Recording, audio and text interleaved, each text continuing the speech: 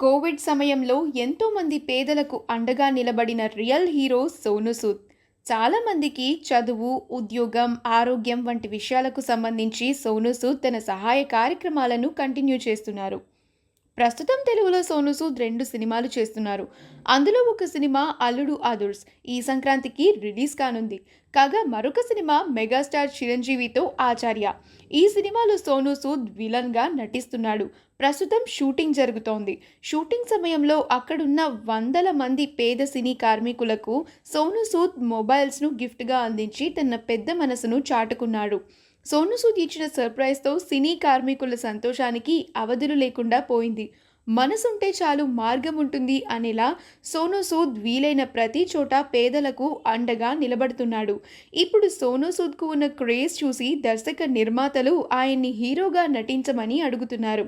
ఇప్పుడున్న కమిట్మెంట్స్ పూర్తయితే తాను ఇకపై విలన్‌గా నటించనని, హీరోగానే నటిస్తానని ఇప్పటికే సోనూ సూద్ చెప్పేశాడు. హీరోగా నటించడానికి స్క్రిప్ట్లను కూడా సోనూ సూద్ సిద్ధం చేసుకుంటున్నాడు. ఈ వీడియో కనుక మీకు నచ్చినట్లయితే మీ అభిప్రాయాన్ని కమెంట్స్ ద్వారా మాకు తెలియచేయండి. మా ఛానల్ని సబ్స్క్రైబ్ చేయడం మర్చిపోకండి.